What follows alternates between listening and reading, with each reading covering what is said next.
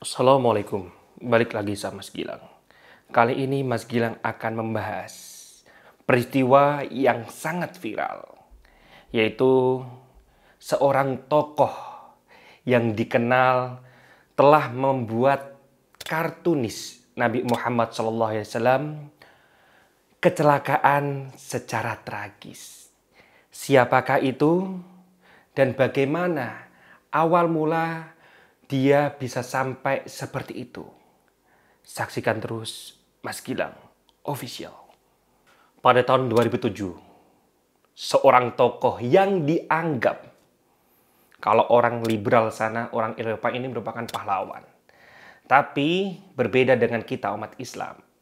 Lutwik sangat viral saat itu karena dia membuat kartun sosok Nabi Muhammad SAW, dan di mana berkaki anjing.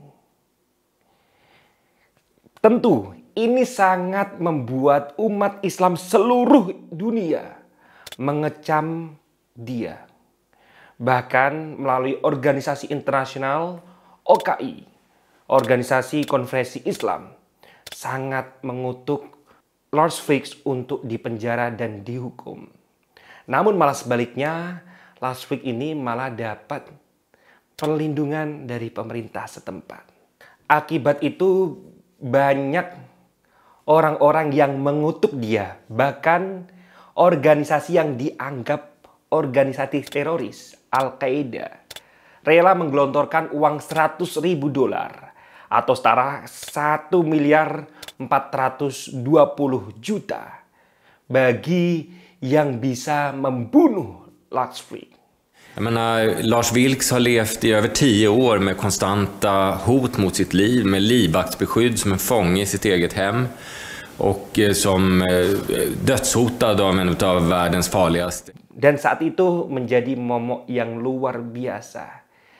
Dan Lutwik ini sangat takut dan bahkan setiap dia pergi, dia dikawal oleh polisi. Sebetulnya sosok Lutwik ini tidak begitu terkenal. Namun semenjak kejadian itu, dia membuat kartun sosok Nabi Muhammad SAW dan di mana itu dilarang keras untuk menggambarkan seorang nabi. Dia membuat itu. Dan itu membuat dia sangat-sangat terkenal di dunia. Terutama bagi kaum muslim yang geram akan kejadian itu. Kalau menurut opini saya, harusnya Lutwik ini dihukum atau ya minimal dipenjara lah. Tapi setelah dia terkenal, dia lebih dilindungi oleh pemerintah. Bahkan setiap langkah dimanapun dia berada, dia dilindungi sampai beberapa polisi untuk memastikan bahwa keadaan dia aman dari serangan teroris.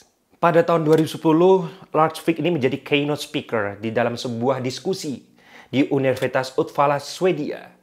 Dan di situ dia juga mendapatkan ancaman, bahkan percobaan pembunuhan oleh 2 orang Irlandia. Saat itu, 2 orang Irlandia tersebut belum sampai menjangkau Lutwik ini, namun sudah tertangkap oleh polisi.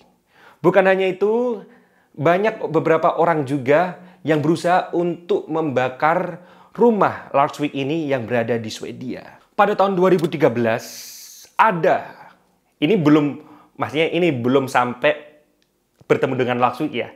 Seorang gadis bernama Jia Jen di Amerika Serikat berencana untuk melakukan pembunuhan kepada Lutwik. Ini baru berencana ya. Namun tertangkap dan dijatuhi hukuman 10 tahun penjara. Pada tahun 2014 tidak berhenti sampai situ. Banyak orang yang ditangkap dengan alasan untuk merencanakan pembunuhan kepada Lutwik ini. Di Pennsylvania ditangkap juga seorang gadis perempuan untuk dijatuhi hukuman karena telah merencanakan pembunuhan terhadap Lutwik. Berlanjut, pada tahun 2015, Lutwik terus saja dihantui oleh beberapa orang, bahkan bukan beberapa, banyak orang yang sangat mengecam keberadaan dia. Karena menurut Mas Gilang, dia juga punya kesalahan besar sih. Dan pihak pemerintah juga tidak menghukum dia. Pada tahun 2015, seorang pria di Copenhagen bersenjata dan memutuskan untuk menyerang Laksvik. Pada saat itu Laksvik sedang berdiskusi dan sedang berbincang-bincang di sebuah kafe di Copenhagen. Peristiwa itu menyebabkan 3 polisi terluka. Dan menurut penyelenggara acara, bahwa pria tersebut memang sengaja untuk menyerang Laksvik. Kartun kontroversial tersebut ternyata tidak hanya mengakibatkan Laksvik terancam pembunuhan, namun hubungan negara Swedia dengan negara-negara lainnya itu bahkan juga mengalami keregangan, terutama terhadap negara-negara Muslim.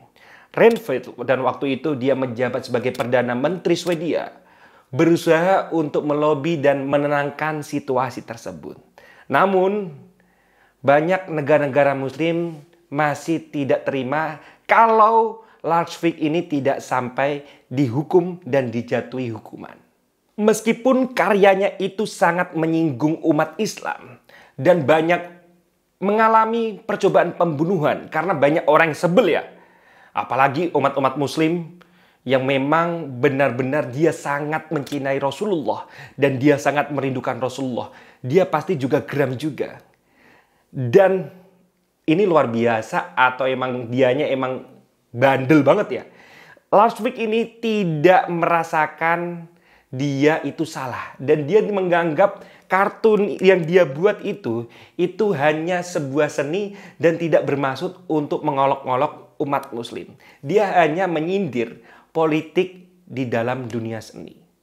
Kalau menurut saya ini alasannya di luar nalar. Förstå att då hoten mot Lars Vilks var hot mot oss allihopa och mot det fria samhället, så reagerade många då istället med att ta avstånd från Lars Vilks och säga att onödigt det där han gjorde. Varför skulle han rita den där teckningen? Varför måste han göra det? Och svaret på det är att konstnärer måste ingenting. Det enda de måste göra det är att följa sin intuition och sitt skapande. Bagaimanapun juga kita harus toleransi kepada agama-agama lain. Jadi gimana ya, menurut Mas Gilang, banyak juga orang-orang yang toleransi. Tapi ternyata orang tersebut yang tidak melakukan toleransi sendiri. Banyak juga negara-negara Eropa yang dia menjunjung tinggi dengan nama toleransi, tapi di negara tersebut juga banyak sekali kejadian intoleransi. Dan baru saja terjadi pada minggu ini, di bulan ini, terdapat berita yang sangat mencengangkan bagi beberapa negara, bahkan menjadi viral. Bahwasanya pada Minggu 3 Oktober 2021, terdapat berita bahwa Laksvik ini mengalami kecelakaan yang sangat luar biasa dengan truk. Yang mengakibatkan mobilnya tersebut terbakar hebat dan memanggang orang yang ada di dalamnya. Dalam kejadian tersebut diketahui Laksvik meninggal dunia beserta 2 polisi yang menjaganya.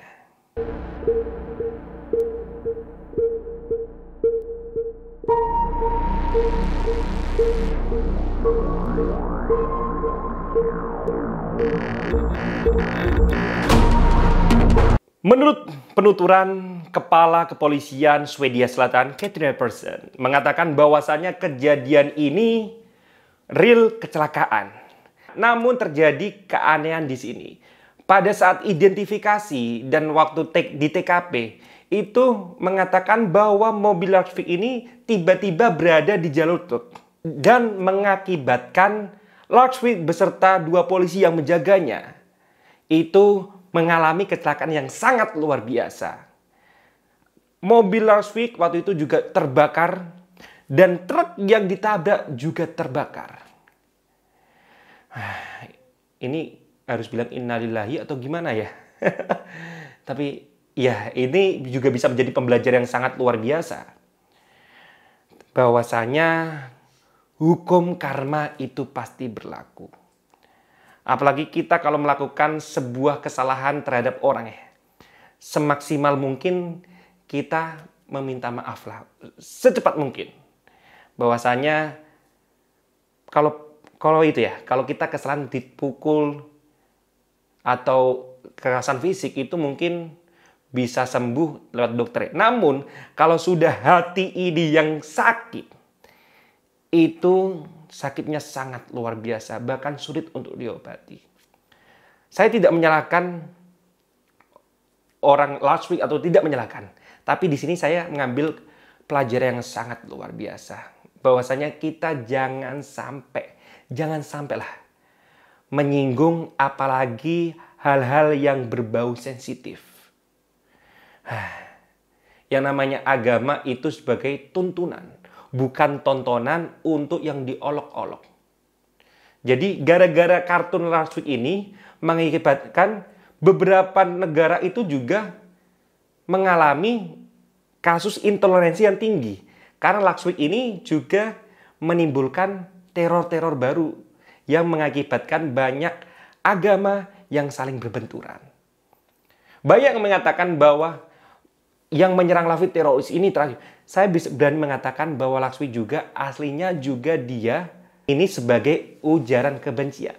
Dan di mana ujaran kebencian tersebut itu juga sebagai bentuk teror yang dapat mengganggu perdamaian antar umat beragama. Mungkin cukup sekian fakta hari ini. Saya Mas Gilang undur diri. Wassalamualaikum warahmatullahi wabarakatuh.